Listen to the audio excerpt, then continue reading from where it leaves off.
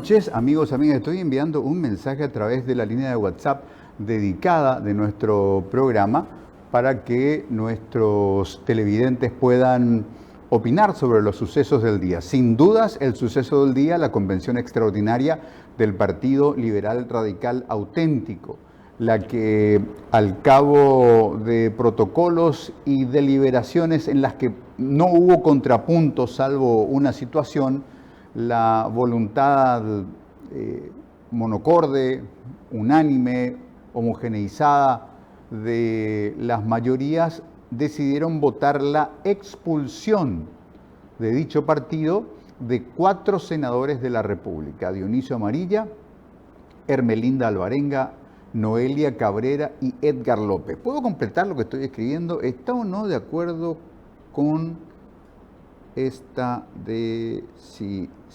Y luego lo que siempre escribimos al pie de cada mensaje: gracias por responder con una breve nota de voz de WhatsApp. Ahí está, enviado, y la gente puede responder a través de nuestro número, el 0982-414-002. Esta noche les proponemos varios temas.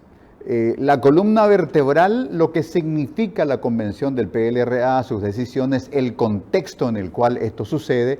Luego la cuestión de la situación de Copaco, que parece que está parada, la telefónica estatal, al borde de la cornisa, y a ver a dónde conduce un salto al vacío, a la extinción de la empresa, a la recuperación de la empresa, a la venta de la empresa, y qué pasaría con el capital humano de esta organización y qué pasaría con el capital económico que hay en equipos y sobre todo en derechos de licencia. Y luego un hecho no menor. Hoy se realizaron algunas de las pruebas del cursillo probatorio de ingreso de la Facultad de Ingeniería de la Universidad Nacional de Asunción. Más de 1.100 postulantes se presentaron y solo un poco más del 30% alcanzó el nivel mínimo para pasar el corte.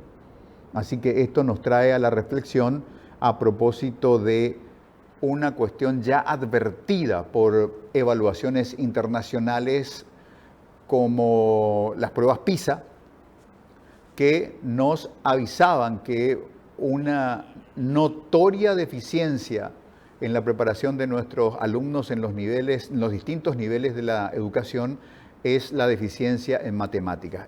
Hoy eso se convirtió en un número de aplazo. Sobre más de 1.100 postulantes solamente pasaron el corte, un 300 y poquito. Vamos a hablar de esto también. Pero lo primero, hablemos de la convención del Partido Liberal Radical Auténtico, cumplida en la mañana de hoy. Aproximadamente 10:40 arrancaba protocolarmente este acto, que en su epílogo, cerca de las 2 de la tarde, decidió de manera contundente, unánime en la votación, donde no hubo votos en disidencia, la expulsión de los 4 senadores caracterizados como senadores liberocartistas. Vamos a empezar nuestra ronda de diálogos saludando al senador nacional Eber Villalba. Senador, buenas noches, ¿cómo está usted?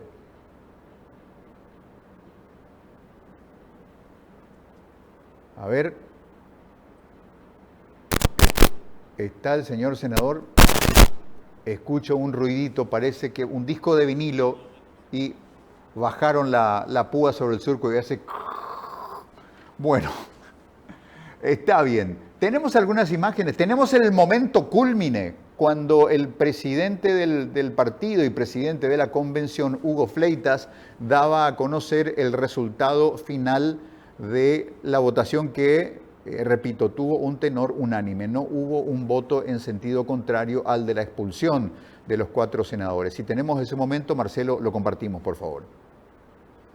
De la conducción nacional, para aplicar a los señores Dionisio Oswaldo Amarilla Irlán, Noelia Cabrera Peters, Edgar Idalino López Ruiz y Ermelinda Alvarenga de Ortega, senadores de la República,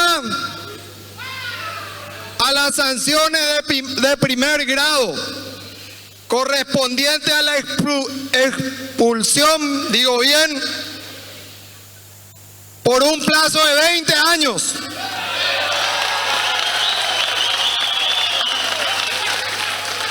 Por la comisión de esta falta de primer grado tipificada en el artículo 96, en el inciso A, del estatuto partidario. Prohibir a los señores en cuestión la utilización de los locales partidarios en toda la República del Paraguay. Banderas ni distintivos del Partido Liberal Radical Auténtico. A ni siquiera solicitar que se toque la polca liberal.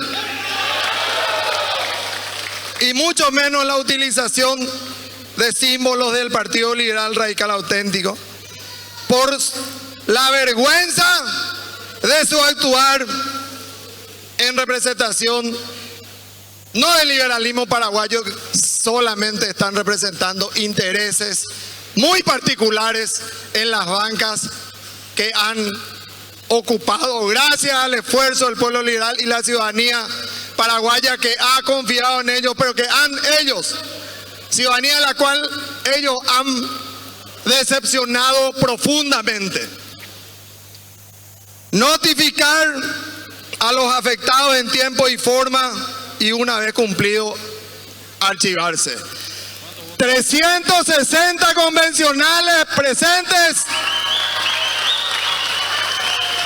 de los 434 acreditados están enviando como representantes legítimos y genuinos del pueblo liberal una señal a ese sufrido pueblo liberal. Bueno, este era el momento culminante, amigos, cerca de las 2 de la tarde en la sede del Rowing Club.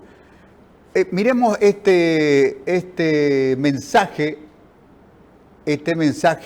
en ex Twitter desde la cuenta del senador Eber Villalba. El resultado de la convención envía un claro mensaje al pueblo paraguayo y al interior del partido. El PLRA no va a claudicar en su línea política.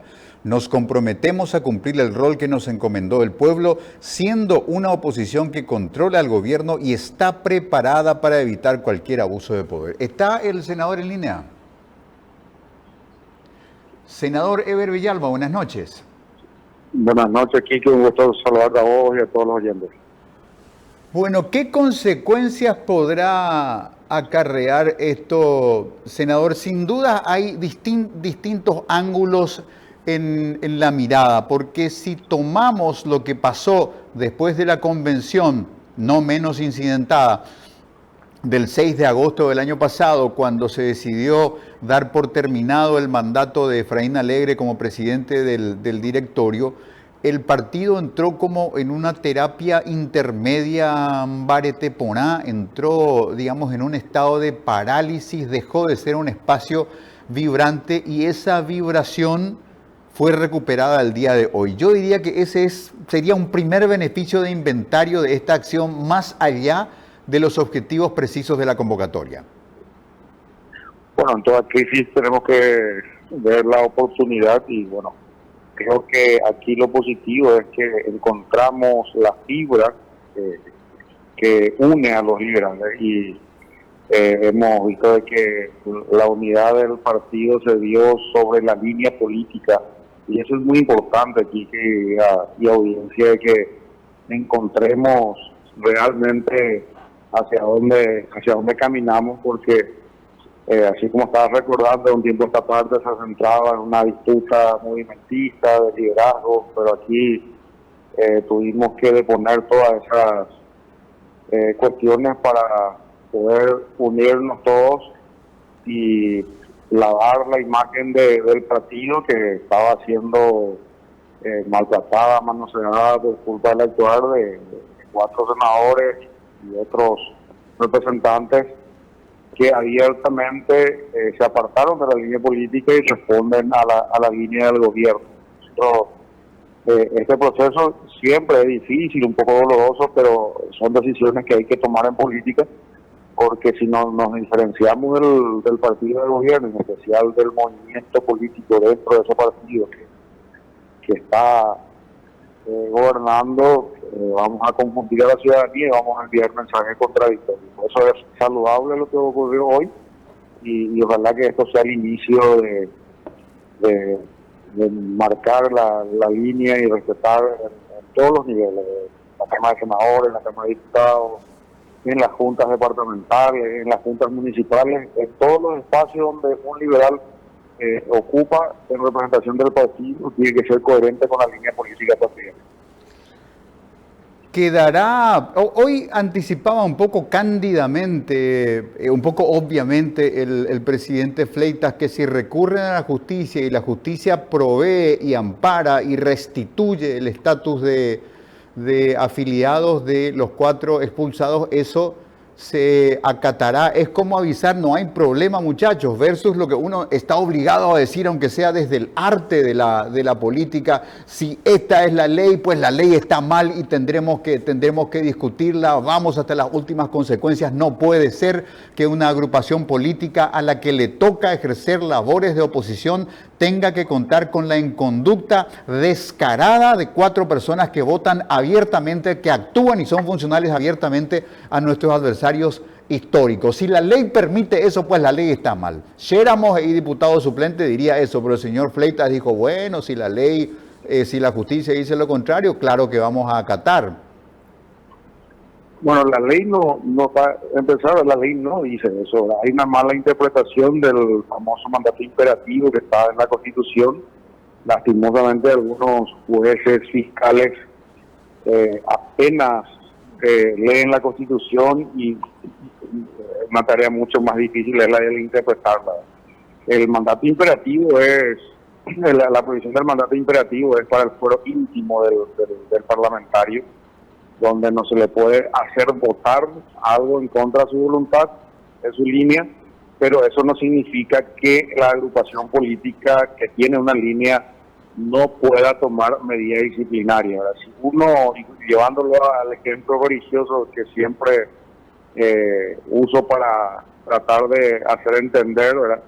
Si uno, no Jehová sabe, si no se santigua, si no se va a misa, si no comulga, si no se va a confesarse y si ya no cree en la Virgen María, pues evidentemente ya no es católico, ¿verdad?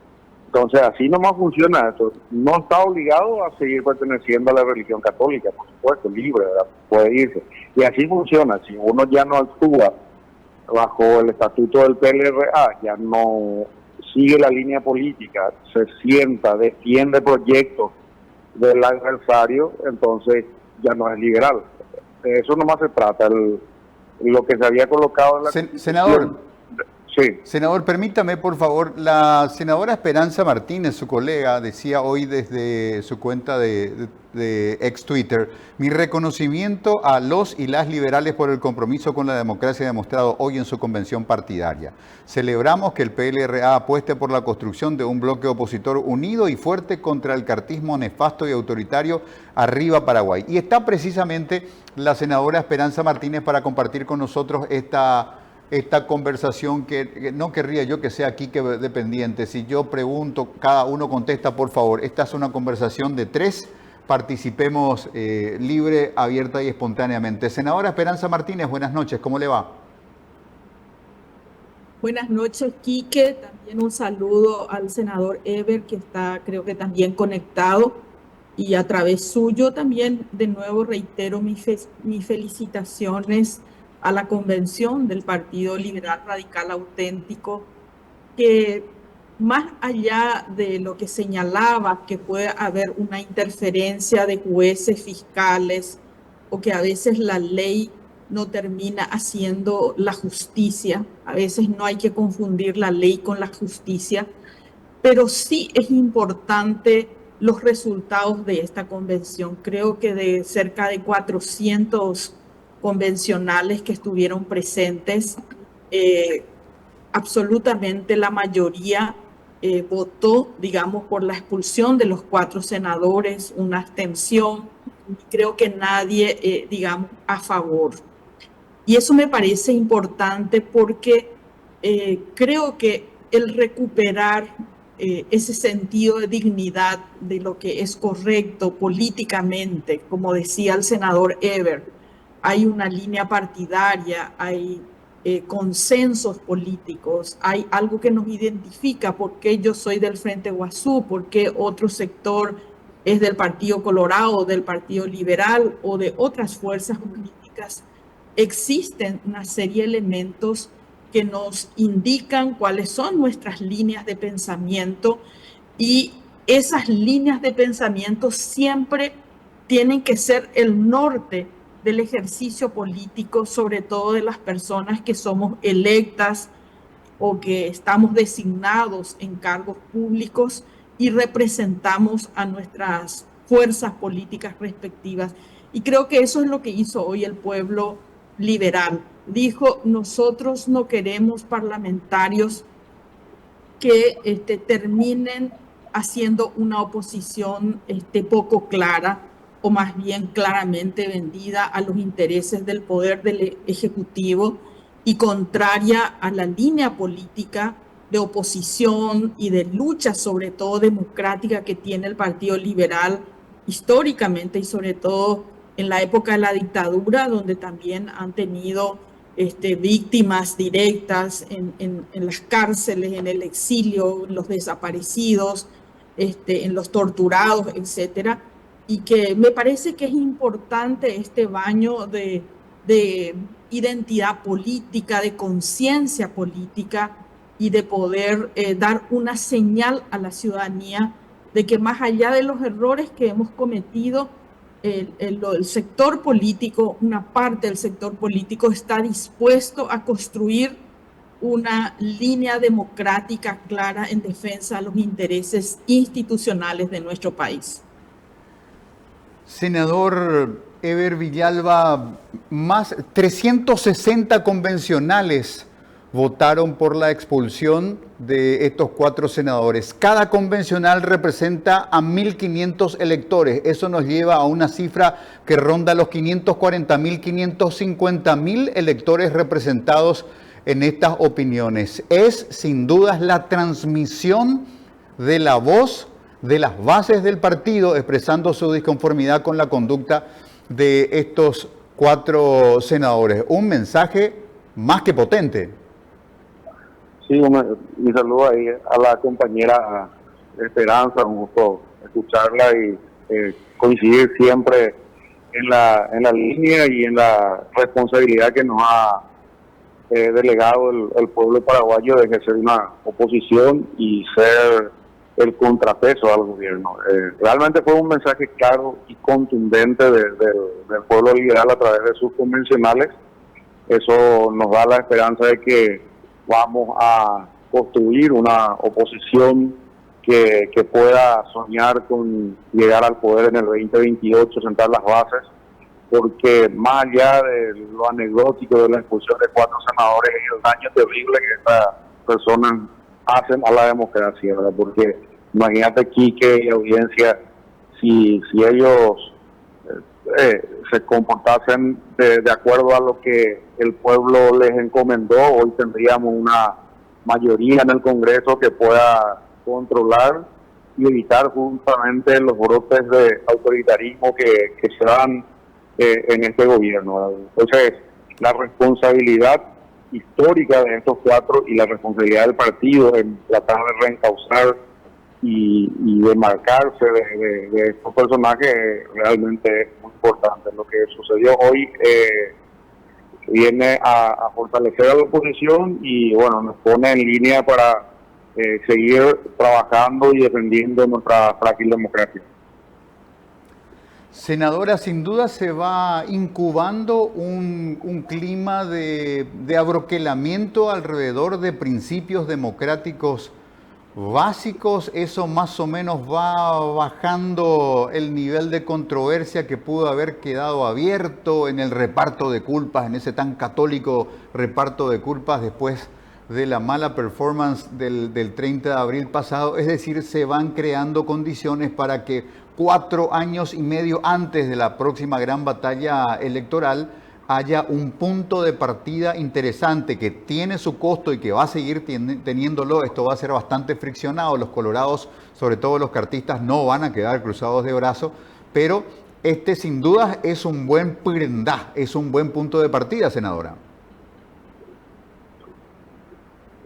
Así es, Quique. Yo creo que el comportamiento del sector cartista, sobre todo parlamentario inicialmente, que comenzó el 1 de julio, ya antes de asumir el presidente de la República, ha sido pedagógico para el sector político, pero también para la ciudadanía.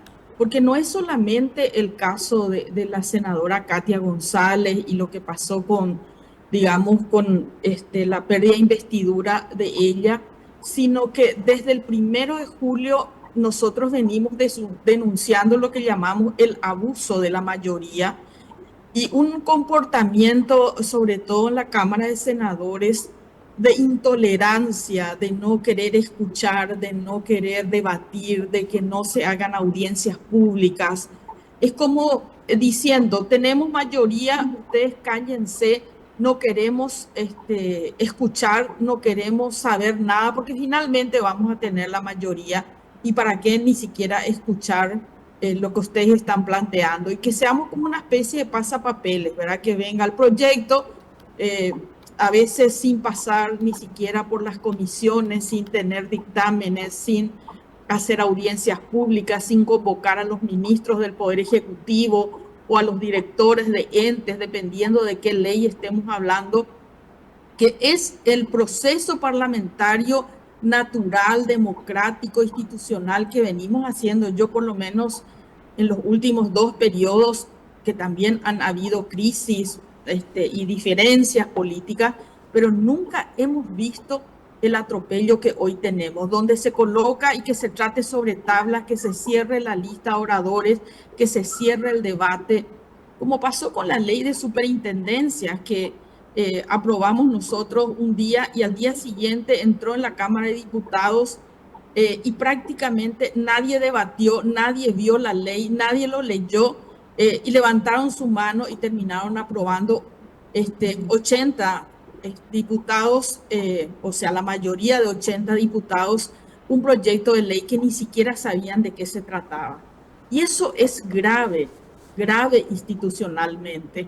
Entonces, nosotros cuando la semana pasada decíamos, vamos a convocar a la gente para hacer, revocar esta situación que pasó con la senadora Katia, en realidad queríamos hacer un pacto con los 45 senadores y senadoras y decir, vamos a comenzar el periodo 2024, pero de manera de que respetemos la institucionalidad, que entren los proyectos, que pasen a las comisiones, que se debata, que la gente pueda hacerlo, porque eso es lo que, digamos, contribuye a que las leyes primero respondan a los sectores y a los intereses reales de la gente y segundo se corrijan, porque toda ley es mejorable, corregible, y eso pasó con la ley de superintendencia, que nuestra voz minoritaria, pero firme, colocando los problemas de la ley, terminó cambiando la ley para su beneficio. Bueno, y ese es el debate que hoy está en juego, y creo que eso ayudó a que la gente entienda que estamos avanzando a un modelo autoritario que los paraguayos y paraguayas, sobre todo que tienen mi edad, Quique, que hemos vivido la dictadura, no queremos que vuelva nunca más y no queremos esa sociedad para nuestros hijos, para nuestros nietos. Senadora, muchísimas gracias por este contacto. Sin duda, este es el comienzo de una agenda, una variable importante que le dice a propios extraños, más allá de que lo reconozcan o no, que este todavía es un efecto, es la ola expansiva del golpe del 14 de febrero pasado.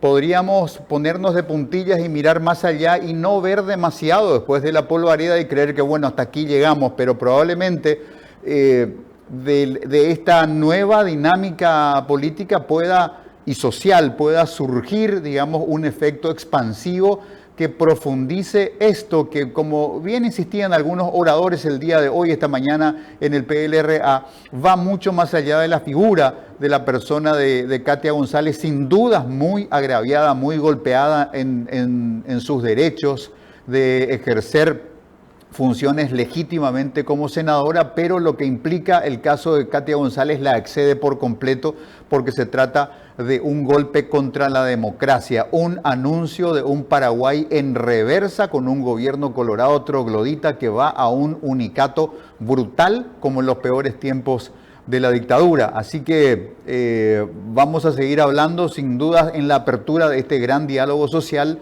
del que tenemos que tener la buena inteligencia de coincidir, de construir, de disentir inteligentemente para avanzar en un sentido relevante, porque esto nos supera completamente a todos, más allá de ascripciones políticas. Senador Villalba, senadora Martínez, esta es una causa nacional. Los paraguayos, más allá de nuestras convicciones particulares, no podemos abrir mano de un valor esencial que es la convivencia democrática, y no podemos ponernos muy quisquillosos cuando se usa a la democracia para abusar de ella, como es el caso del triunfo del cartismo embutido dentro del Partido Colorado, que aprovechado de las reglas electorales y de las reglas del libre juego de la democracia, entran al sistema político y a los órganos de representación para dañar la democracia. Eso no tenemos que permitírselo a ningún Cartes ni a nadie, definitivamente, y debe ser la voz múltiple de la sociedad la que haga llegar este mensaje, desde la voz de los estudiantes, desde la voz de la gente de a pie que sufre cada tarde para volver a su casa sin un servicio de ómnibus, de la gente que llora frente a la farmacia o un hospital que no tiene medicamentos, frente a un pobre cuyo familiar fallece y no tiene dónde enterrarle. Todos esos dolores tienen que sumarse para defender un bien esencial que es la democracia, senadora. Así es, Quique. Yo creo que la gente tiene que entender que hoy fue Katia. Mañana podés ser vos, Quique, que mañana que alguna persona de este sector poderoso no le agrade tus comentarios, no le agrade tu pensamiento y pueda buscarte, no sé, alguna causa penal también por alguna razón y termines también judicializando la lucha de lo social y la lucha política, porque hoy el lawfare es usado en toda América Latina dentro de un nuevo plan Cóndor en la región, o sea, aniquilar, disminuir al adversario político a través de causas judiciales, penales, con grandes escándalos mediáticos en medios de prensa y también en redes sociales. Y eso con luchadores sociales, con sectores políticos, con sectores gremiales. Y puede ser cualquiera. Cuando el poderoso se cree dueño de un país, se cree dueño de la justicia, se cree dueño de senadores y diputados y controla el poder ejecutivo. Entonces, hoy puede que le guste el negocio de alguien, a un empresario, y como hacía Stroessner, al día siguiente el 60% de tus acciones están a nombre de otra persona y bueno, y es hoy tu socio por imposición, ¿verdad? O te obliga a que le vendas tu negocio. O sea, esto le puede suceder a cualquiera y eso es lo que uno tiene que entender cuando la democracia, cuando la justicia no funciona. Todos somos víctimas potenciales de ese abuso. No es que le va a suceder a Katia o a Esperanza o a Eber porque son senadores y están en la oposición. Le puede pasar a cualquiera, porque al no cumplirse las reglas de juego como tienen que ser para todos los paraguayos y paraguayas, y claro, está la arbitrariedad, el abuso, etcétera. De modo que todos los paraguayos y paraguayas nos sintamos interpelados por lo que le pasó a la senadora Katia y que nos unamos para que esto definitivamente no avance más allá de lo que ya ha avanzado en este tiempo. Muchas gracias, senadora Esperanza Martínez. Unas palabras finales, senador Villalba, por el día de hoy, porque este diálogo nacional recién comienza. Es el comienzo y bueno, ya bien lo dijiste, es una causa nacional, tenemos que estar atentos como ciudadanía. Nosotros estamos dispuestos a contribuir al desarrollo del país desde la función que nos encomendó el pueblo paraguayo, que cuando vienen los proyectos podamos debatir, podamos hacer reconocer, podamos hacer llegar la opinión de ese pueblo que va a recibir el resultado de esas legislaciones aprobadas.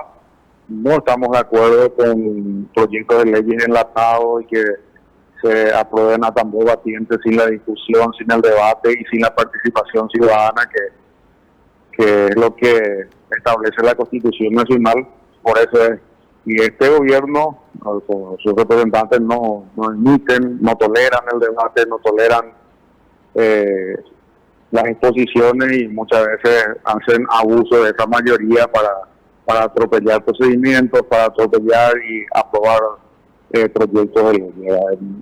Y comete arbitrariedades y abusos como el caso de Katia, que más allá de lo que fue Katia, ¿verdad?, es el mensaje que estamos proyectando. Por un lado estamos diciendo que queremos inversionistas extranjeros, que queremos que vengan a invertir a Paraguay, pero no hay ningún empresario en su sano juicio que te va a venir a invertir si no hay seguridad jurídica, ¿verdad? Esa es la contradicción más grande que tiene este gobierno, de que no se tiene seguridad jurídica y pone en riesgo y en peligro y en zozobra a toda la clase empresarial paraguaya y a los que están interesados en venir a Paraguay, y eso significa pérdida de empleos, de puestos de trabajo que podría generarse. Entonces es necesario, es urgente que se pueda sentarse, trabajar y resistir a esta gente. Muchísimas gracias. Escuchábamos así al senador Eber Villalba del Partido Liberal Radical Auténtico, al que lo veíamos esta mañana participar de la convención liberal en calidad de observador y de persona expectable y representativa del partido. No estuvieron todos, no estuvo Celeste Amarilla, no estuvo Sergio Rojas, no estuvo Nakayama, que por supuesto él presentó renuncia al partido. Mal podría haber ido porque ya carece, digamos, de las credenciales para representar al PLRA. Se ha definido como un liberal que seguirá disciplinado y con una vocación democrática, pero fuera del PLRA. Y, por supuesto, los cuatro del patíbulo, a través de Dionisio Amarilla habló por ellos, a través de Dionisio Amarilla anticiparon que no concurrirían y que desconocían la convención a la que declararon ilegal e ilegítima. Hacemos una pausa, amigos, tenemos muchos temas para conversar en esta noche.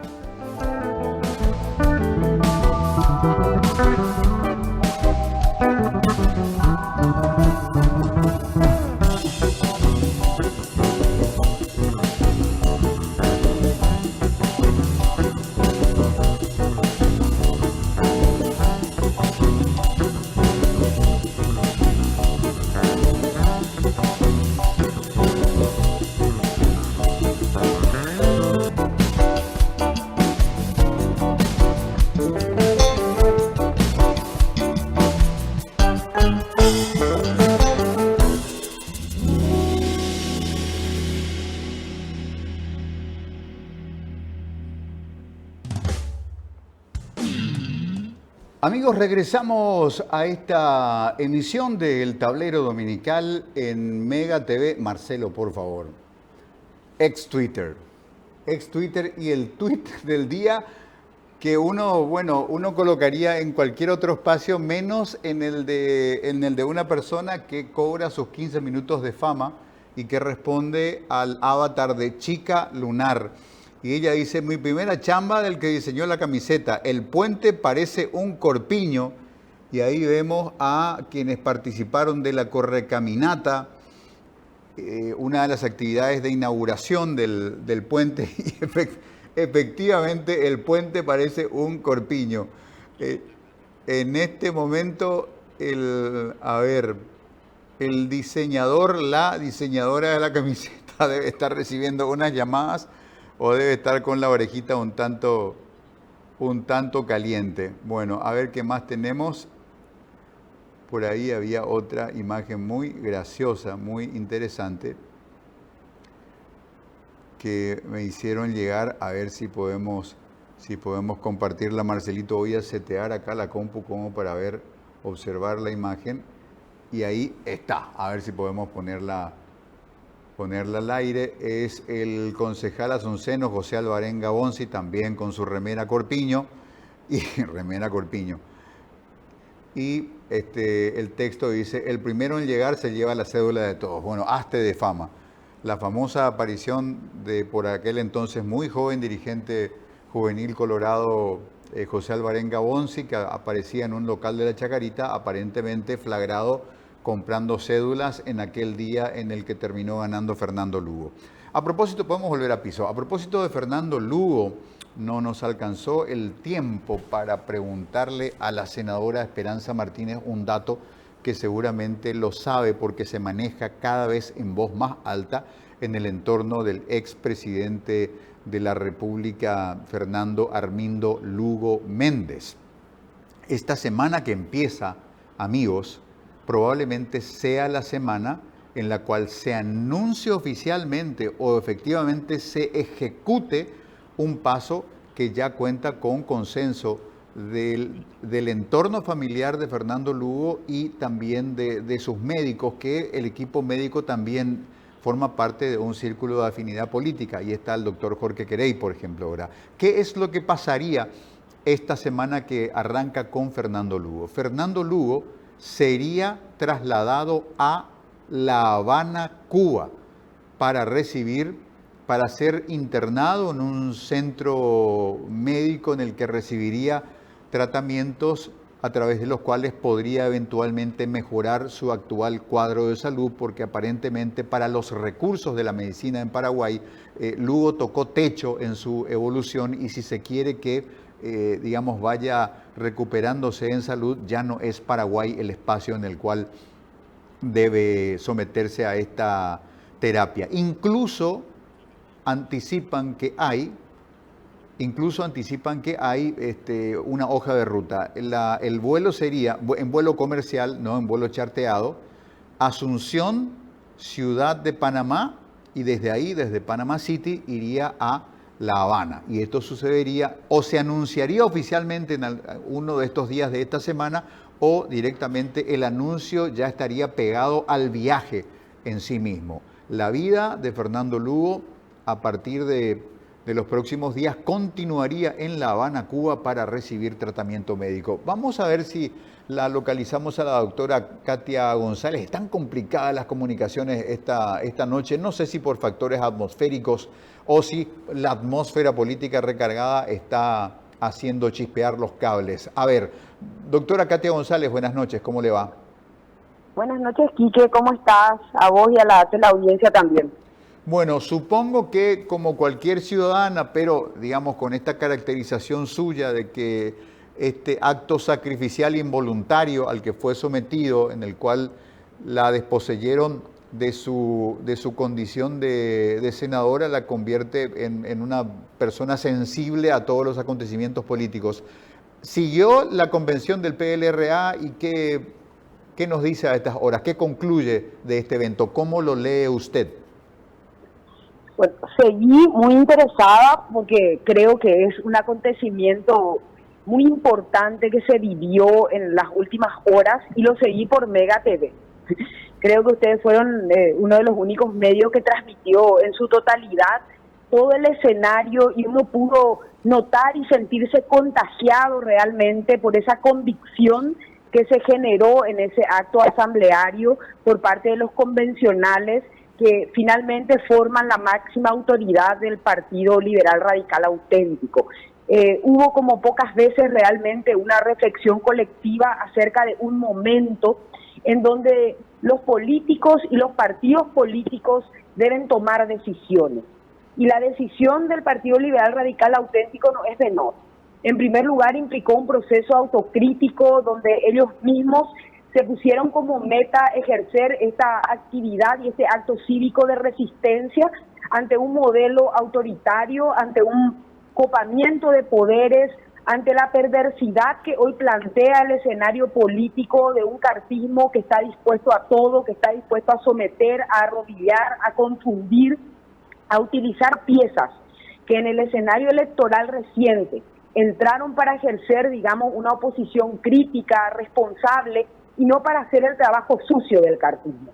Y en ese sentido entiendo que la recepción del PLRA implica de mi parte mucha solidaridad, un reconocimiento público y fundamentalmente la esperanza de una futura construcción, si esto va tomando cuerpo y forma, de una verdadera alternativa política en el Paraguay. Creo que el mensaje de fondo que subyace de todo ese escenario convencional de esa asamblea es intentar poder unir las fuerzas democráticas de este país para frenar un atropello que es cada día más evidente, Quique, ¿verdad? Que se da y lo podemos ver en las distintas instituciones, en el atropello de las reglas de juego, en el deterioro de nuestra imagen país, en la falta de oportunidades para nuestros jóvenes, en la falta de un sistema de salud equitativo, en la manera en la cual se burla una parte de la política de los paraguayos y paraguayas a quienes juraron representar, y sobre todas las cosas, nuestra propia Constitución Nacional, que es la regla de convivencia colectiva que deberíamos todos juntos aspirar a respetar. Doctora Katia González, ¿hay repercusiones internacionales? Es decir, el efecto dominó del golpe antidemocrático del 14 de febrero continúa repercutiendo. Estamos al 3 de marzo y medios de la envergadura del Financial Times hablan del caso suyo, del caso paraguayo. El ex líder, las protestas por las coimas y la amenaza a la estrella económica de Paraguay. Dice el Financial Times, que luego dice la expulsión de una senadora anticorrupción de alto perfil pone al país sudamericano, al sistema jurídico del país sudamericano en duda. Sin dudas, un medio de este alcance que pone a Paraguay en el mapa por una cuestión fundamental, mientras al mismo tiempo pareciera una broma perversa, pero mientras estas cosas se publican en la prensa internacional, el propio presidente de la República encabeza misiones diplomáticas para promover a Paraguay como ámbito de negocios, un contrapunto muy fuerte y muy expresivo de que ni se puede ignorar ni se puede despreciar el nivel del daño autoinfligido al gobierno de Peña y a la República de Paraguay con su pérdida de investidura, doctora Katia. Sí, la verdad es que está el país que presenta Santiago Peña y el país que ven desde la comunidad internacional hoy nos plantea un análisis más desapasionado y menos lineal que el que podemos hacer los actores que estamos aquí involucrados, que siempre tenemos nuestros sesgos, tenemos nuestro corazón, tenemos nuestro análisis, tenemos nuestra propia circunstancia que nos invita a tomar partido en determinado sentido. Pero cuando vemos que un medio como el Financial Times realiza un análisis desapasionado, contrastado con distintas voces y que hablan efectivamente y advierten finalmente, porque esa es la advertencia que se hace a los inversionistas, que en Paraguay está en riesgo el Estado de Derecho, que en Paraguay 23 personas pueden sencillamente pasarse el trapo a las reglas, a las normas, y que eso obviamente que dificulta y pone en riesgo nuestra imagen como un país en donde también se señala, ¿verdad? Es un país que promete, es un país que puede realmente por su estabilidad económica recibir inversiones, es un país que está jugando en contradicción con determinados elementos que lo pueden hacer, digamos, merecedor de ese grado de inversión necesario para jugar en las grandes ligas. Santiago Peña se ve en esa encrucijada que le puso su propio movimiento, el propio movimiento político cartista y sus aliados que lo sostienen, le ponen a él en esta encrucijada de tener que pasar de payaso, porque eso es lo que hace. Se va recorriendo, vendiendo un país que es una quimera, como si fuera que hoy no estamos interconectados y que hoy la gente no va a saber y los inversores no van a saber. Yo el miércoles me reúno con una consultora de inversiones que me están llamando, ¿verdad? Y que así como a mí, seguramente que a otros actores, tanto gubernamentales, para poder, digamos, asesorar a sus clientes acerca de la calidad y, digamos, la proyección tanto a mediano como a largo plazo de las inversiones en nuestro país. El daño que le está haciendo el cartismo y que se está pegando un tiro en el propio pie, o tiene que estar muy bien planificado y no le importa nada, sino ser simplemente la gran cárcel de Horacio Cartes donde él pueda moverse a sus anchas, o realmente existe un problema de temperatura, ¿verdad? Que no se midió lo suficientemente acerca del daño que iba a ocasionar este mensaje político que ellos intentaban enviar a todo el resto de la oposición y en general a la ciudadanía, de aquel que molesta demasiado sencillamente va a ser silenciado. Van a seguir saliendo repercusiones. A mí me han llamado ya de las Naciones Unidas, me han llamado de la Organización de Estados Americanos, me han llamado parlamentos, tanto de Brasil, de Uruguay, mis compañeros o ex compañeros del Parlasur también. Entonces hay un escenario complejo que nos pone en una encrucijada didáctica, si se quiere, ¿verdad?, acerca de qué país es el que queremos proyectar y vender. El país de los narcos, el país del narcoestado, que lo toma todo, que lo destruye todo, donde no existe seguridad jurídica, o realmente queremos vender un país que se recupere post pandemia y que pueda generar los puestos de trabajo desde un sector privado que es el que tiene que generar. El Estado ya no da más, el Estado ya llegó a su techo, a su límite, y si nosotros queremos seguir desarrollándonos en las distintas áreas, debemos apostar únicamente a la captación de capital privado. Doctora Katia González, hubo un envión importante aparentemente contando con números apropiados para votar su restitución a la Cámara de Senadores. Sin embargo, la defección del grupo de los llamados Colorados Democráticos frustró el intento. Sacar el cuerpo de este núcleo de senadores colorados, llamados Colorados Democráticos, ¿es para usted un acto de ese pragmatismo brutal, pero digamos de muy buen olfato político de los colorados? Está Lilian Samaniego, que nos dio a entender que lo de Katia ya no era un partido a jugar, ya hay que jugar el otro partido del cambio de la mesa directiva del Senado, donde ella podría lograr ese palmarés para su carrera, que es llegar a presidir la Cámara Alta del Senado. ¿O fue una lectura conjunta donde veían que iba a ser una especie de réplica política de la Semana Santa, donde un 14 de febrero crucificaban a Katia González y 10 días después volvía resucitada y repotenciada Katia González, y no sería a expensas del voto de los colorados? Colorados alimentando a la bestia política que los va a devorar con el paso del tiempo. No, entonces sacaron el cuerpo. Pero esa es nuestra interpretación, así hilvanando algunas ideas. Nos gustaría escuchar la suya. Ojalá que realmente haya sido simplemente la falta de una comunicación eficaz y el calibre de un momento oportuno. Yo quiero creer en eso. Quiero creer de que no le den tanta importancia a un cargo como la presidencia de un congreso en un país que no tiene básicamente institucionalidad.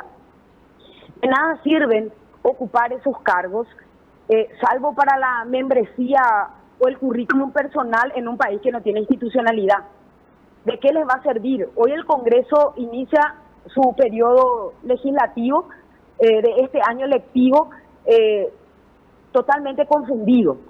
¿De qué sirve ese cargo de mesa directiva o ese cargo de presidencia cuando no podés contar con una sintonía adecuada con la ciudadanía, cuando no podés realmente manejar el Congreso para que funcione de manera orgánica y para que se puedan tratar y debatir los proyectos? Yo quiero creer que realmente la decisión que ellos tomaron el 14 de mantenerse al margen realmente es una decisión de convicciones, porque lo que se viene con el cartismo, si seguimos potenciándolo, es el copamiento de la Corte Suprema, que es el próximo paso.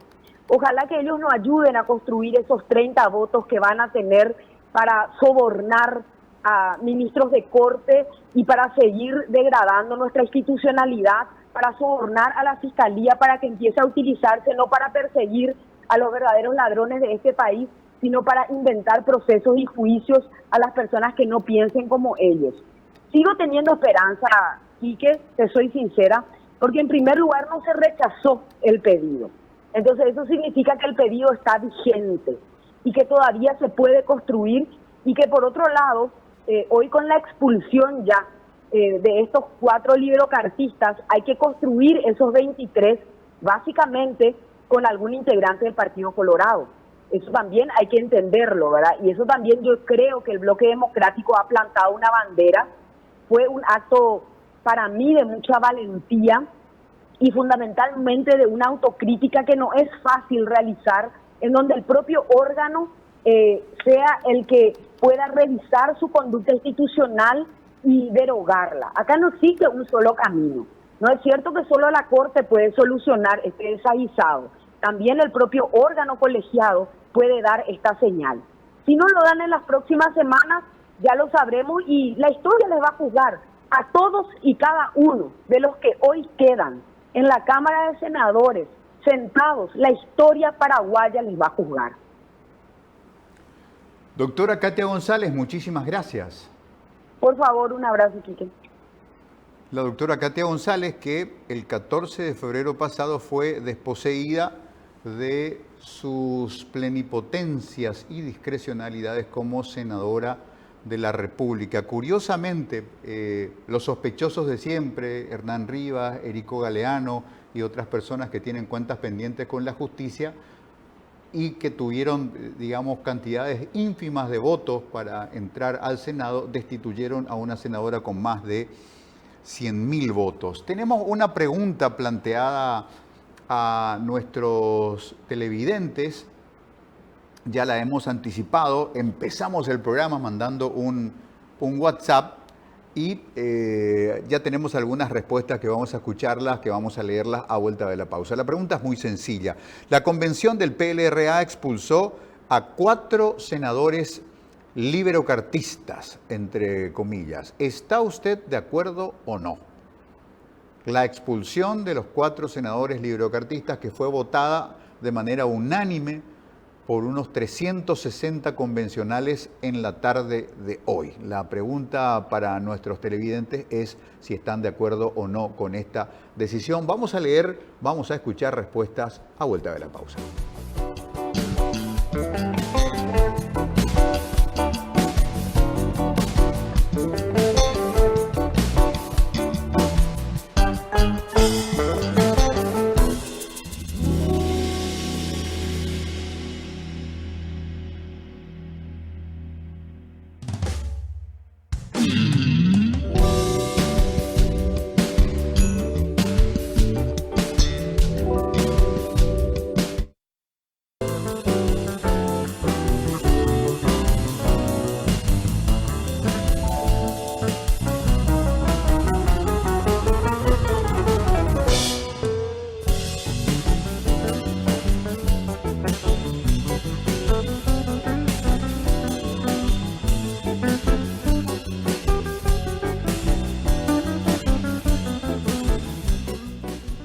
Señoras, señores, regresamos a esta emisión del Tablero en Mega TV. Marcelo, no sé si podemos mostrar un poquito lo que publican los medios digitales a estas horas.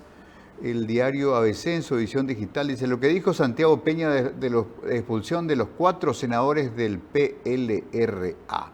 El presidente de la República, Santiago Peña, cuestionó la expulsión de los senadores liberocartistas Amarilla, López, Alvarenga de Ortega y Cabrera por parte de la Convención del Partido Liberal Radical Auténtico. Peña calificó la decisión como miserable y aseguró que estos parlamentarios solo apoyaron iniciativas de su gobierno. Bueno, es un acto de justicia y de congruencia de parte del presidente Peña hablar de lo que pasa en la Convención Liberal, porque Peña es liberal, así que está enojado con su partido el presidente Peña.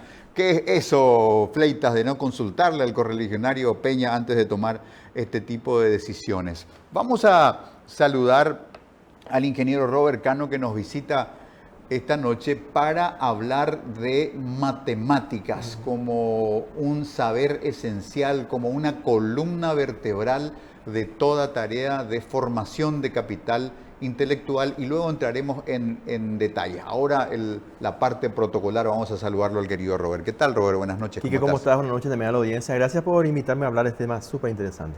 Bueno, para recuperar un poquito, amigos, la diferencia entre lo urgente y lo importante. Lo urgente, la ardiente cuestión liberal, y lo importante siempre tratar de construir desde la educación.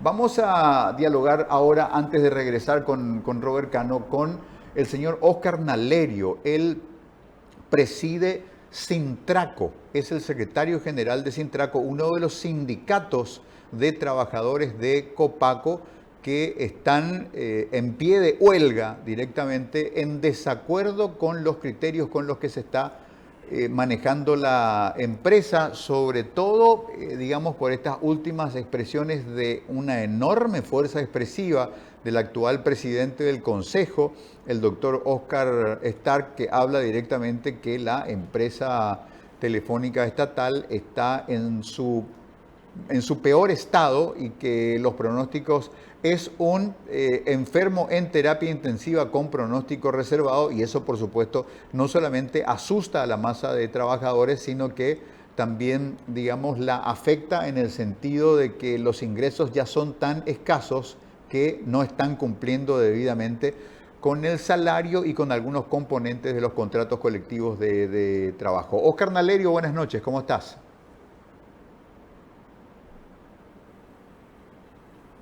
A ver, lo estamos viendo, Óscar, pero no lo estamos escuchando. A ver, amigo. A ver, don Óscar.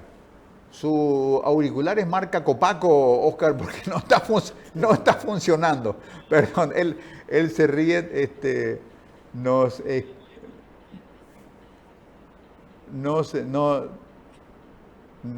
escucha, pero no puede respondernos. Imaginen la potencia metafórica que tiene esto. Bueno, ¿por qué está el querido Robert Cano un domingo a la noche con nosotros aquí en el tablero? Porque hoy, amigos, se llevó a cabo una parte de las pruebas del cursillo probatorio de ingreso para la Facultad de Ingeniería de la Universidad Nacional de Asunción. Y creo que todos saben o están anoticiados de que dar el paso de buscar el aspiracional intelectual de convertirse en un ingeniero mecatrónico, civil, hidroeléctrico, en telecomunicaciones, pasa por una habilidad esencial.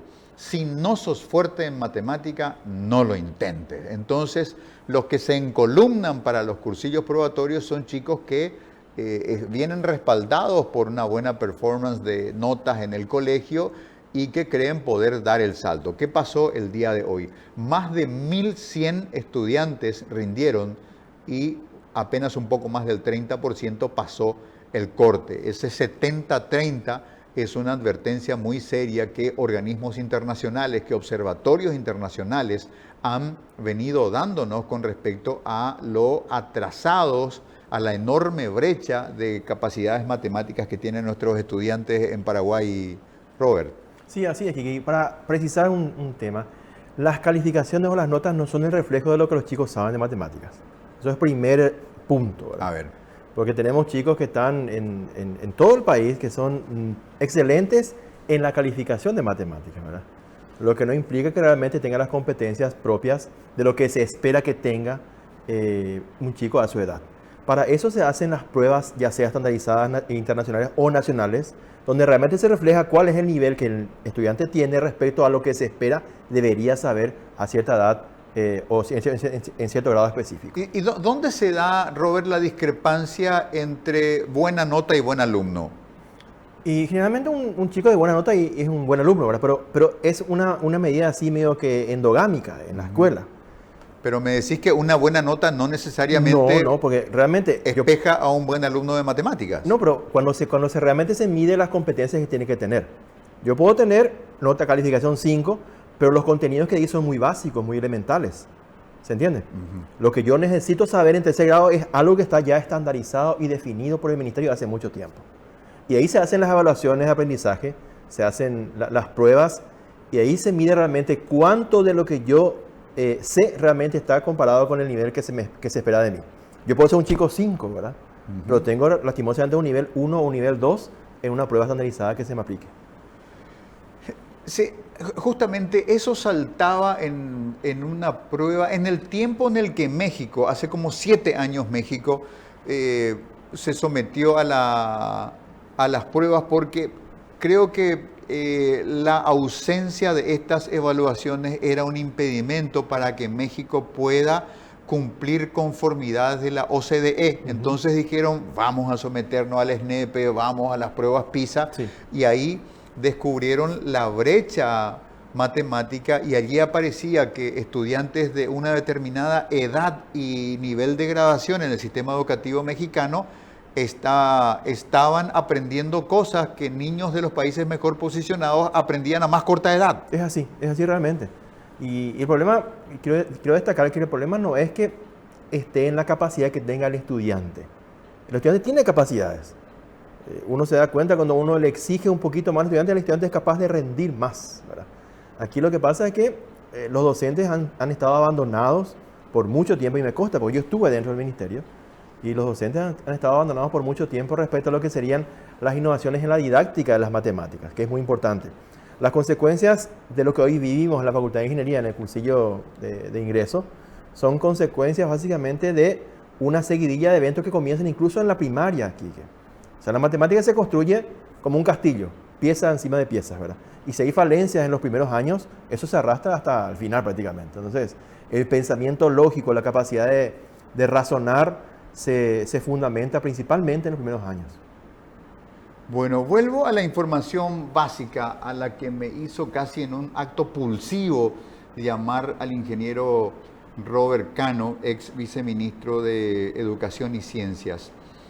1.122 postulantes se presentaron al cursillo probatorio de ingreso de la Facultad de Ingeniería de la Universidad Nacional de Asunción, la FIUNA, y solo 351 llegaron a los 60 puntos, 31% del total. Así que este es un diagnóstico que nos expresa el problema de los alumnos, problema de los docentes, problema del sistema, donde cargamos, no sé si hablar del componente culpa, ¿verdad? Cuando somos un sistema sí, deberíamos pensar de otra manera, pero digamos, esa vieja formación judeo-cristiana nuestra es quien tiene la culpa. Sí. Es multidimensional, Quique. Hay factores estructurales vinculados al entorno del estudiante. La pobreza golpea fuertemente el rendimiento académico de los chicos, ¿verdad?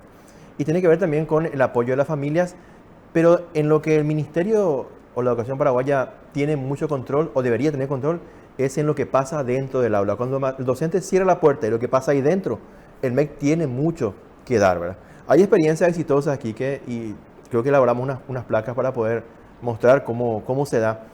Yo soy un convencido, como digo, de que el problema está en que el estudiante no recibe la didáctica apropiada para la enseñanza de las matemáticas. A ver, Robert, fíjate, por ejemplo, ahí tenemos una placa. Si vamos a quitar momentáneamente el zócalo, por favor. Definición de niveles de desempeño. Sí. Así hablar la placa, Hay Robert. 4 niveles de desempeño. Nivel 1 y 2 son niveles que están por debajo de lo que uno espera. Y ahí dice básicamente lo que uno hace. Los niveles 3 y 4 son niveles esperados y destacados de rendimiento académico. Para que vean nomás, nivel 1 y 2 es un nivel que el estudiante no llega a las competencias básicas que se espera para su edad. Y eso se hace en tercer grado, en sexto grado, en noveno grado y en tercero de la media. Si vemos la siguiente lámina, por ejemplo, ahí está en las últimas evaluaciones del SNEP 2018, las últimas que tenemos registradas, ¿verdad? Para que veas en matemáticas, fíjate en matemáticas, lo que está en naranjado y en rojo son niveles que están en nivel 1 y 2, o sea, por debajo del esperado. En tercer grado tenemos ahí cerca del 70, más del 70% de chicos por debajo del nivel 3 y 4. ¿verdad? Y a medida que avanza en el tiempo, esa brecha va creciendo. Llegamos solamente al 17% con niveles 3 y 4 en el último año, nivel medio. Y son los chicos que están a punto de ir a la universidad, ¿se entiende? Y ese empeoramiento tiene que ver con las bases que no son muy sólidas. Si en los primeros 3 años del chico no tiene comprensión lectora, no tiene un pensamiento lógico y no sembramos en él la curiosidad científica, es cuesta arriba el resto del camino. ¿Se entiende? Robert, ¿hay inercia en los ciclos anuales de de ese monstruo organizacional que es el Ministerio de Educación y Ciencias. Y digamos que empieza el año lectivo, empezamos con matemática, vamos al primer parcial y de 35 alumnos en un aula y más o menos 28, 25 se aplazan. Es poco Y ocurre. pasa más o menos, ¿verdad? Después se mantiene el tema, viene la supervisora y dice, bueno, ¿qué pasa acá? Y los profesores dicen, bueno, pasan muchas cosas, los alumnos vienen mal comidos, los alumnos ya venían con un bajo nivel de comprensión lectora, hacemos lo que podemos y la supervisora arruga la naricita y vamos.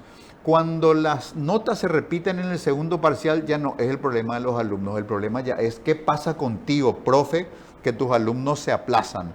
Y se aplazan porque se aplazan, les enseño, procuro, intento, repito, lo mismo se aplaza. Y la supervisora le dice, amiga, estos chicos dentro de 2 meses, en los finales, van a tener que pasar. Vas a tener que hacerle pasar, porque ¿qué querés el año que viene? Que tengamos un aula de 70 alumnos, no podemos, no hay merienda para 70 alumnos, no hay pupitre para 70 alumnos. Así que al final se regalan notas, Robert, y pasan chicos que en realidad no deberían haber pasado. Y puede ser, no te voy a negar que existe esa posibilidad aquí que haya eso, ¿verdad? Realmente los niveles de aplazo no son tan grandes como se da. Quisiera acompañar con evidencia lo que te voy a decir. Ok. Tenemos la Ok. siguiente placa, por favor, para que veamos cómo avanzamos. A ver, vamos a la siguiente placa. A ver, esa es la Porcentaje de estudiante por nivel de desempeño según área académica, agrupado comparativo 2015-2018. para que vean, en matemática, la placa que está a la izquierda, la parte izquierda, quiere decir que en matemática en general estamos empeorando con el tiempo. En 2015 tuvimos mejor desempeño que en 2018. Y digo porque ese segmento rojo se va incrementando respecto a lo que es gris claro. ¿Ves? Lo gris claro es 2015. Quiere decir que la cantidad de estudiantes que llegan a los niveles que uno esperase, ¿verdad? Estamos hablando de apenas 17%. En el 2015 teníamos un 28%, decía. ¿Ves ahí? 28, sí. 28. Y eso se reduce a un 17% en 2018. Para que vean cómo estamos retrocediendo. Y eso se da sistemáticamente. Si no hacemos algo realmente audaz, modificando radicalmente la didáctica en las aulas, la cuestión va a ser muy complicada. La siguiente lámina puede ser, por favor.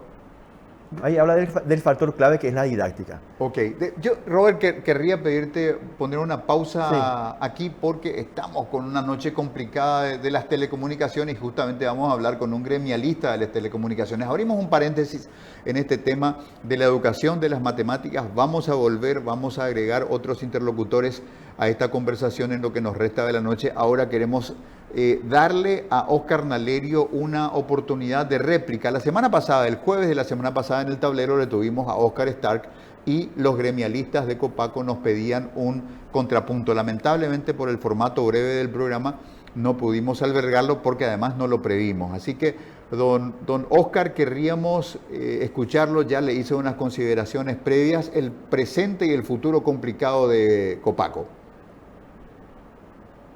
Sí, buenas noches, Quique. Gracias por esta oportunidad justamente.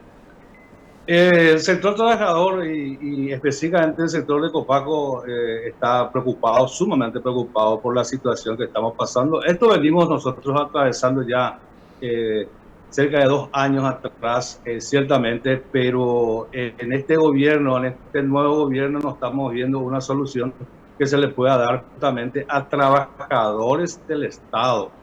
Justamente a trabajadores del Estado que están trabajando para el Estado. Una empresa de telecomunicaciones que puede brindar servicios sumamente interesantes e importantes para la ciudadanía. Hoy día prácticamente pareciera ser que solamente el problema que tenemos y el problema que tiene Copaco es el contrato colectivo de condiciones de trabajo, donde el presidente de la empresa se encarga de decir en todos los medios y decir incluso que estamos en quiebra. Entonces, cualquier persona o cualquier cliente ya no va a querer seguir apostando a nuestros servicios y por ende nosotros vamos a terminar sucumbiendo como líneas aéreas paraguayas, como la flota mercante y no creemos de que el contrato colectivo sea el problema fundamental de Copaco, porque el contrato colectivo no está siendo abonado. hay deudas del contrato colectivo que el 0,50, y tengo que decir que el 0,50 por la gente jubilada, pero eso son cuestiones atrasadas, son cuestiones que no se le dio en su momento. Ahora mismo el contrato colectivo, los compañeros no están presidiendo, y por qué nosotros vamos a tener que negociar el contrato colectivo si todo lo que nosotros hemos luchado en este año o hemos trabajado los 35 años o 40 años en la empresa, necesitamos este contrato colectivo que nos ampare, y los compañeros, los nuevos compañeros que están trabajando, los que tienen 15 y 16 años, necesitan un contrato colectivo que lo ampare. Acá lo que se quiere hacer es sacar un contrato colectivo y dejar prácticamente desvalido al trabajador. Hay muchísimas cosas que se pueden hacer, hay negocios que se pueden seguir brindando. Tenemos la frecuencia de Copaco y Vox, que está en un valor aproximadamente de 250 millones de dólares. De eso no se habla. Se habla de la deuda del contrato colectivo, vicepresidente, pero tampoco se habla de la deuda histórica de Copaco. Oscar, si usted me escucha, por favor, yo quiero hacer hincapié en esa cuestión que usted acaba de mencionar. El valor estimativo de la licencia de espectro radioeléctrico que usa Copaco Vox, que usted evalúa en más de 250 millones de dólares. Si Copaco pudiese monetizar eso, sería vendiéndole a un tercero. Pero ¿vender para qué? Vender para quedarse desnudo, porque si uno no tiene frecuencia en la que operar, bueno, desaparece del mercado. O sería usar ese capital de espectro vendido a un player que está ahora en el mercado, a uno que vendría a Paraguay para operar, y que de ese dinero salgan las indemnizaciones y o Paco, o qué no entiendo del tema del valor del espectro. No, Quique.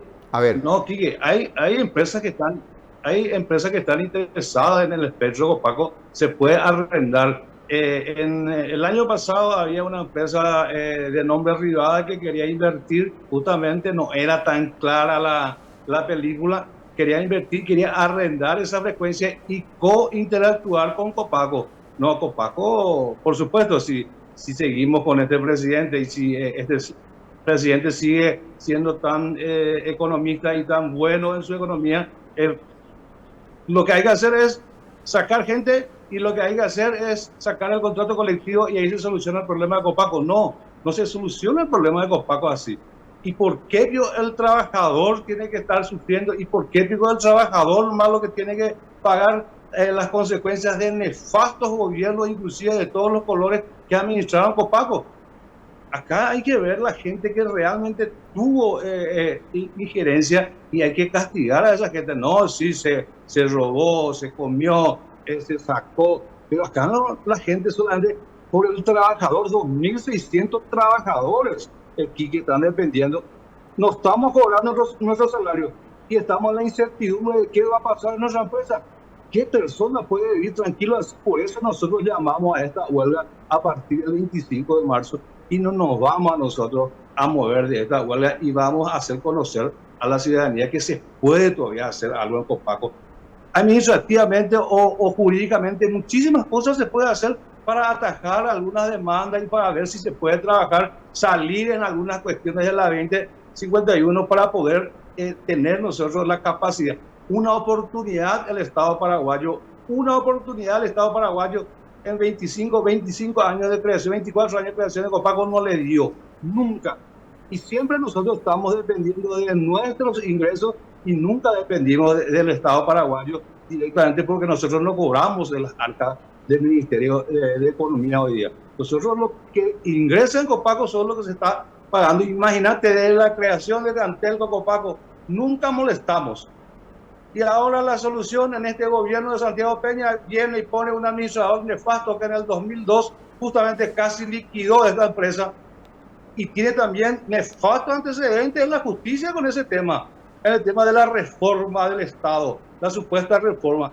Vamos a buscar un poquito el antecedente de esta gente con Vía Mayor y compañía. ¿Qué hicieron?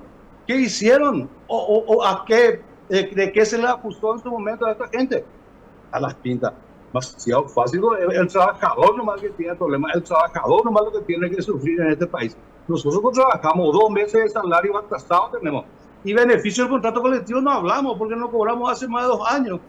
Y ellos dicen que ese es el problema, el contrato colectivo de condiciones de trabajo. Y nosotros no nos podemos sentar a hablar con el presidente ni con ninguna autoridad sobre modificación del contrato colectivo hasta que no se destrabe esta huelga, porque esta huelga justamente es por incumplimiento del contrato colectivo, Kike.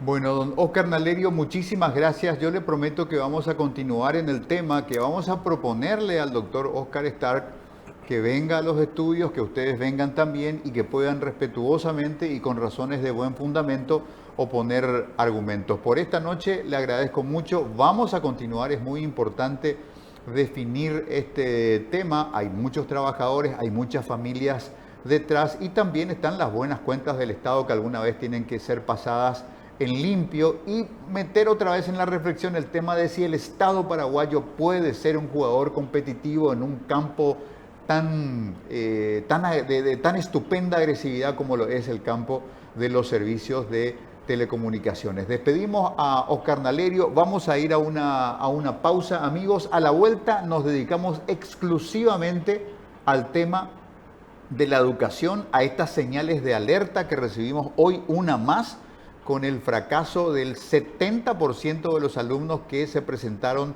al curso probatorio de ingreso de la FIUNA. De 1.100 y pico estudiantes, solamente 300 superaron el límite, el umbral mínimo del 60%. Algo pasó hoy en los actos de inauguración del puente Héroes del Chaco, mucha presencia de autoridades. No todo fue fiesta, por ejemplo, esto. Ahí está el concejal Pablo Callizo, que se acercó a la persona del senador Basilio Núñez. Ahí también estaba al lado Erico Galeano y le tiró billetes falsificados. Bueno, ya veremos qué significa esto. Y reconocer la buena gimnasia de fricción que tiene el boxeador Bachi Núñez y el impasible Erico Galeano, que prácticamente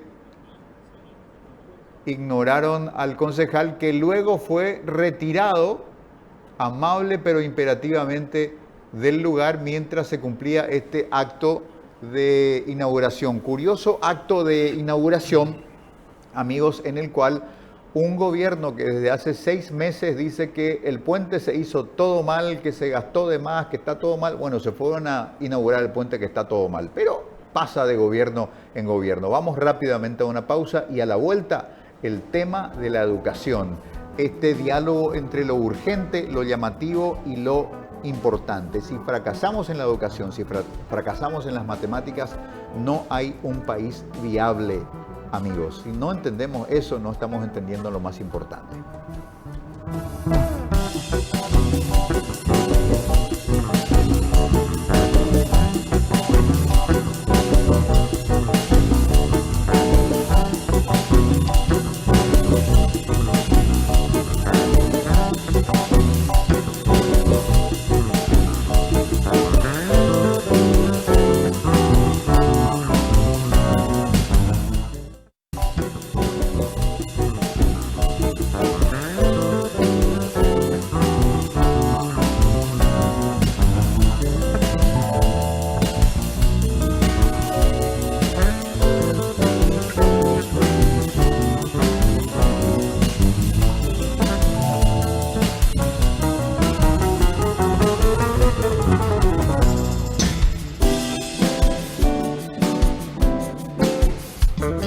Intensa de temas cruzados, pero se la vi. Así es la vida.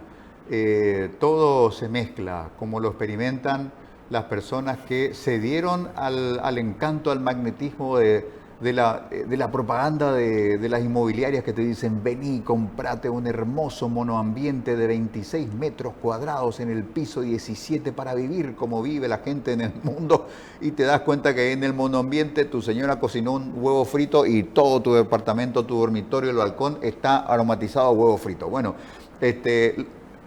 las intercomunicaciones en la vida amigos, y los temas que se han cruzado esta noche en el tablero. Vamos a trabajar sobre nuestra compu acá y rápidamente ver las respuestas de la gente a la pregunta que hicimos a propósito de si están o no de acuerdo con la expulsión de los 4 senadores liberales. A ver, Euclides dice totalmente de acuerdo como afiliado. El señor además es afiliado.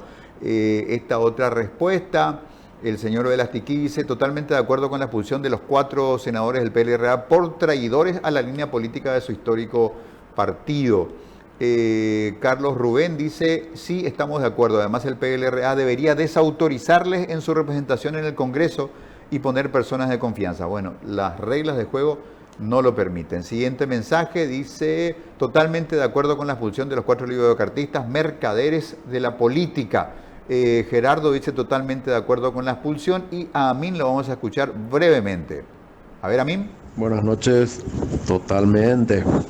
Bueno, don Cabrera, Mbaepas y don Cabrera. Quique, y la verdad que no soy liberal, pero totalmente de acuerdo ser expulsado, porque si vos ya no estás a gusto en un partido, no querés obedecer, bueno, te cambias de club. Bueno, don Antonio. Estoy de acuerdo, sí, es la decisión de la mayoría. No estoy de acuerdo. Ay, no entendí si dijo que está de acuerdo o no. Bueno, don Elías. Totalmente de acuerdo, hay que extirpar el mal, no hay otra. Bueno, y los amigos de Barrero Grande dice, súper de acuerdo de que se le quite del PLRA, viva el Paraguay. Bueno, reacciones de nuestros televidentes esta noche ante el gran suceso político del día, la expulsión de 4 senadores de su pertinencia al Partido Liberal Radical Auténtico. Bueno, volvemos, señores, a nuestro tema propuesto para esta noche, el tema de las enseñanzas matemáticas. Robert, por favor, te pido que presentes a la persona que tenemos a través de Zoom. Cuando hablábamos de la didáctica y la clave en el proceso de mejorar resultados, quiero comentar una experiencia fantástica que se estuvo viviendo en la educación paraguaya hace unos años, que tiene que ver con esto, Quique.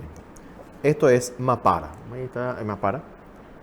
Ahí está. Mapara es una didáctica de enseñanza de matemáticas que tiene mucho énfasis en lo concreto, en construir cosas que hagan que los chicos puedan comprender realmente los fenómenos matemáticos de una forma práctica, ¿verdad? Eso se implementó en 4 distritos del departamento de Cordillera hace unos años. Alexandra Cristaldo es directora de la Escuela Mercedes Miltos de Itacurubí de la Cordillera y lideresa prácticamente de ese equipo. Y quería mostrarles, si tenemos una placa para introducir, el resultado que se tuvo en 2015 en esos 4 distritos comparado con el nivel nacional. Ahí está, por ejemplo. Ok, pero vamos a saludar a Alexandra. Ver, Alexandra, buenas noches, ¿cómo estás?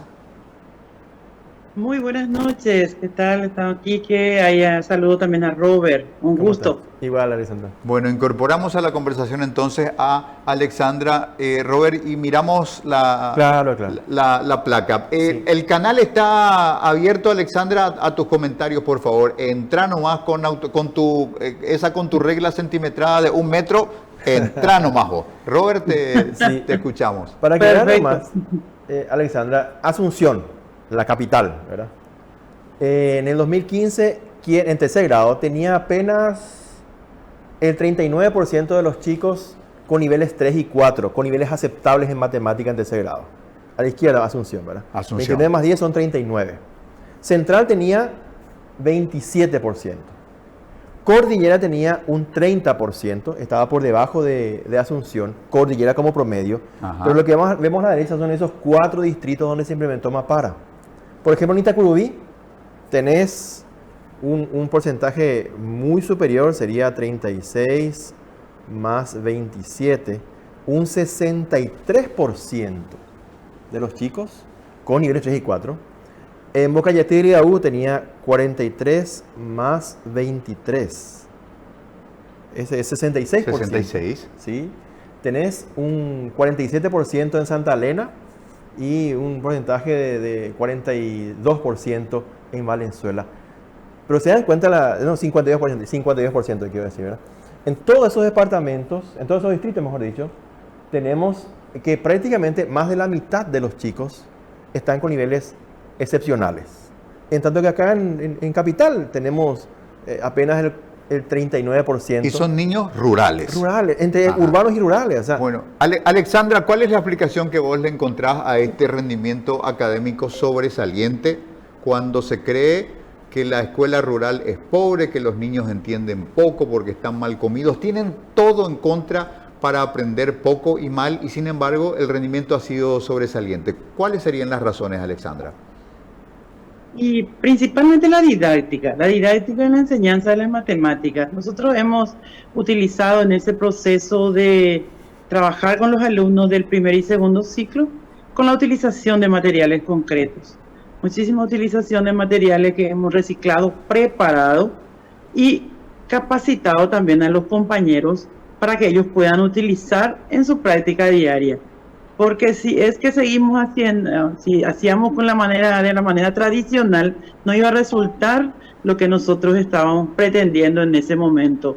Y nos decía que teníamos que utilizar, dentro de esa guía que tiene Robert en la mano, explica brevemente lo que nosotros teníamos que estar preparando y trabajar con los alumnos. Pero también un elemento importante en la capacitación de los compañeros.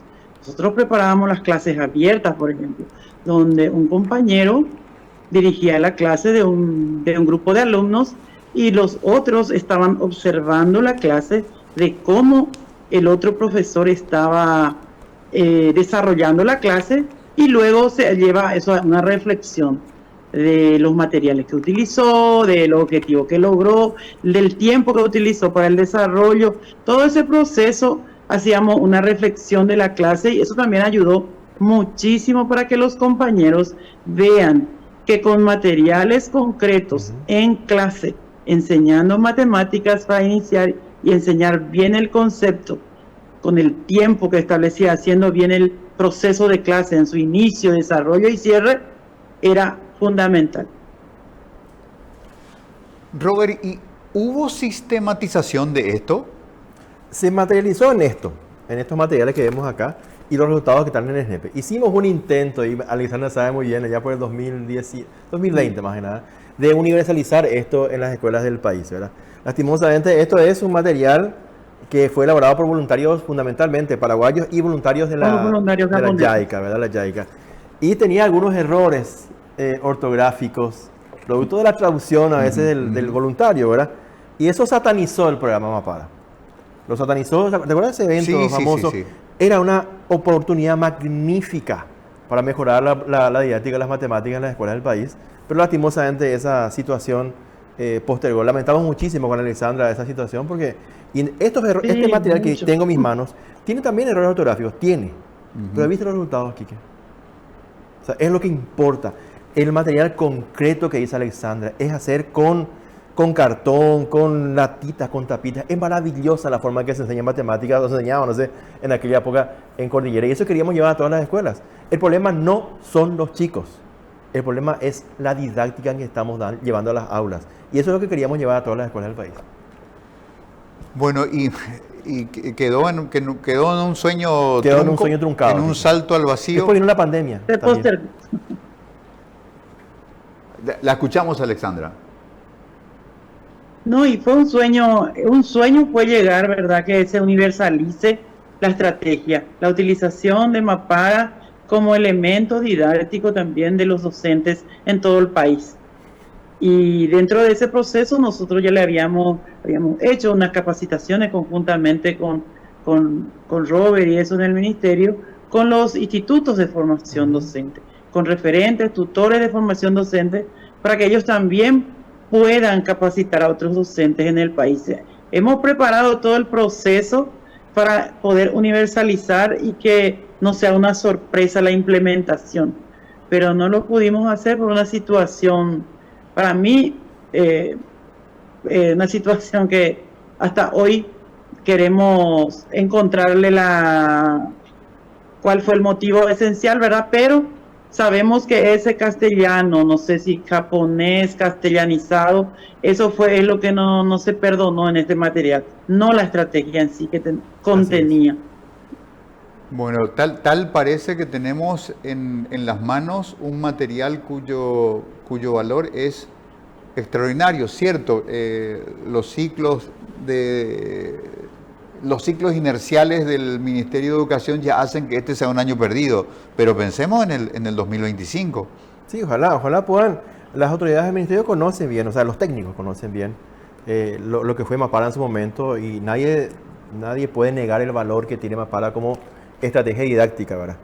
Y los resultados están a la vista. O sea, los distritos donde fue implementado Mapara han tenido... Es más, yo he ido a nivel de escuela mismo. O sea, la escuela, y voy a poner nombre y apellido, la escuela 45 de Valenzuela, por ejemplo, ahí ya conoce bien, tenía rendimientos superiores incluso que algunas escuelas de élite de Asunción.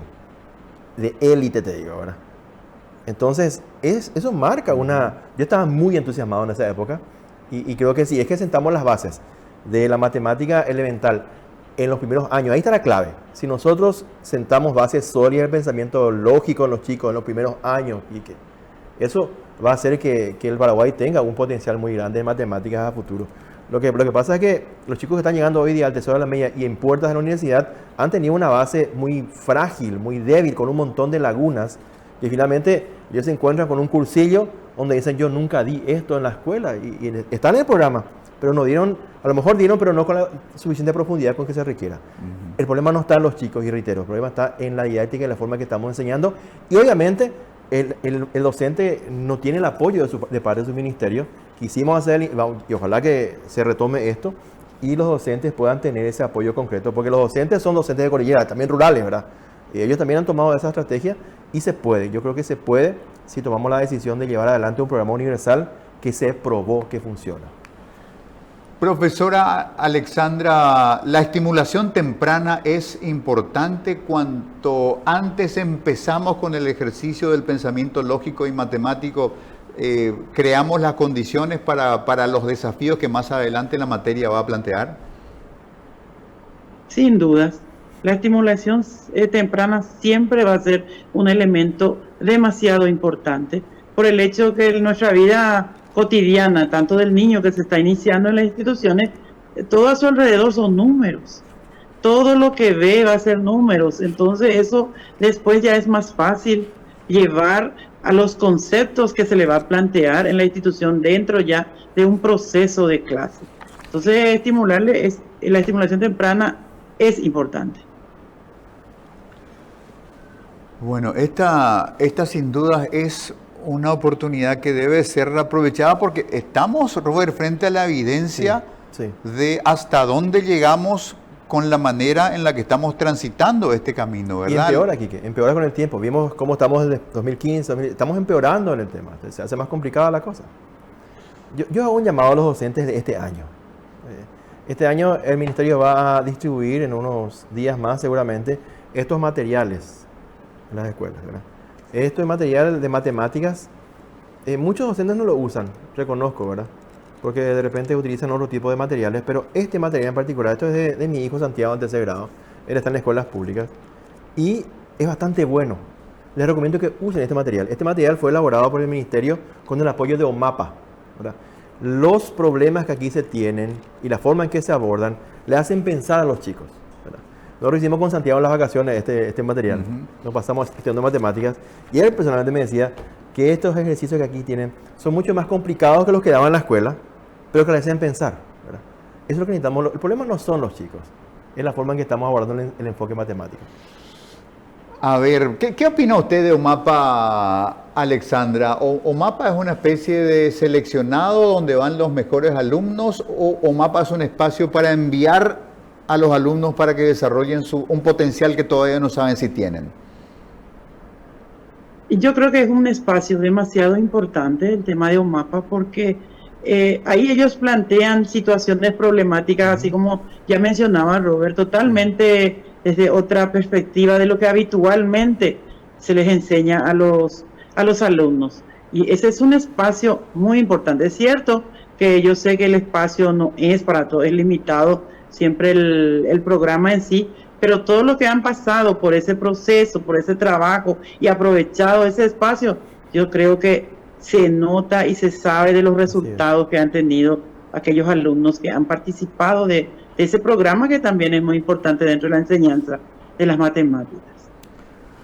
Bueno, vamos a agradecerle a la profesora Alexandra esta participación y Robert, yo voy a enterrar el hacha, agarrar el teléfono y llamarle a País Ramírez y decirle, che, País, hay algo de lo que tengo que hablarte. Hay potencial, Gui, que los chicos tienen potencial. Tenemos que dar al maestro el apoyo que se requiere. El maestro también tiene sus limitaciones, es cierto, pero tiene sus fortalezas también. Y lo vimos en acción en Cordillera, en esos 4 distritos, era fabuloso. Llegamos a Cazapá, incluso con Alexandra, llegamos a Cazapá, esa experiencia. Ya en un último año no pudimos avanzar mucho, pero creo que lo que se probó allá en condiciones adversas, rurales, con todas las limitaciones que uno dice, esto resultó, ¿verdad? Y eso también resulta. Es un material bastante interesante que desafía el pensamiento del chico, ¿verdad? Lo pone un poquito en una situación diferente y los chicos son capaces de resolver esto. Yo creo que tenemos que dar un poco más de presión en lo que sería en la complejidad de los ejercicios que estamos dando, porque hoy día estamos explotando la capacidad que tienen los chicos. Bueno, sin dudas, amigos, este desafío tiene distintas aristas. Una de ellas es la jerarquización del maestro. Yo digo, ¿qué seguro médico tenés? Yo tengo seguro A, yo tengo seguro B. Y bueno, ¿y cuál es tu problema? El corazón. Y bueno, ¿quién es tu cardiólogo? Ah, no, yo estoy en el seguro A porque tiene al mejor cardiólogo de Paraguay, que es el profesor doctor fulano de tal. Es decir, hay una caracterización jerarquizada, una mirada respetuosa de las capacidades de un profesional en un área específica. Eso tenemos que lograr con el maestro, Robert. ¿Quiénes son los mejores maestros de matemáticas, que los colegios digan orgullosos, nuestro profesor de matemáticas ganó este año la competencia de tal cosa, como se hace en Corea? En Corea hay revistas especializadas en educación que te muestran a un tipo de 40 años debajo con un puente gigantesco de fondo recostado por un auto modernísimo. No quiero decir un Mercedes porque el Mercedes dejó de ser así el aspiracional, no sé, recostado sobre un Tesla y dice fulanito, nombre coreano, el maestro del $1.000.000, maestro de matemáticas, que en su instituto de matemáticas el tipo tiene un revenue de $1.000.000. Uh-huh. Es decir, es ese prestigio, el éxito adosado a la idea de enseñar. Ese es un paso que tenemos que dar también, Robert. Me queda un minuto. Sí. No, la pandemia nos demostró que existen docentes que son extraordinarios. Cuando esa etapa complicada de la educación paraguaya y mundial tuvimos acá que enfrentar, encontramos maestros que son extremadamente capaces, ¿verdad? Paraguay tiene mucho potencial. Yo soy un optimista de que las cosas pueden mejorar. Si le ponemos foco y le damos al docente lo que necesita, el chico va a hacer volar su capacidad. Robert, muchas gracias. A vos, Kiki. Bueno, amigos, yo creo que nos quedamos sin la posibilidad de poner un zócalo, una síntesis de impacto, pero hoy Robert Cano nos dijo que aplicando la didáctica de Mappara, niños de escuelas públicas rurales tuvieron un rendimiento matemático superior al de chicos de colegios de élite de Asunción, que rascándome un poquito esa maldad que naturalmente tengo en cada centímetro de mi piel, yo soy de los que dicen que colegio privado te puede ofrecer mejor hotelería, pero no tiene condiciones de garantizarte mejor educación, ¿sí? El aula linda, el aire acondicionado, la silla linda, el gimnasio, etcétera, etcétera, los amenities, como se dice hoy día, pero la educación es otra cosa y creo que Mappara lo ha demostrado. Se logró eso, se perdió eso, pero tenemos que trabajar entre todos para recuperarlo. Buenas noches, muchas gracias.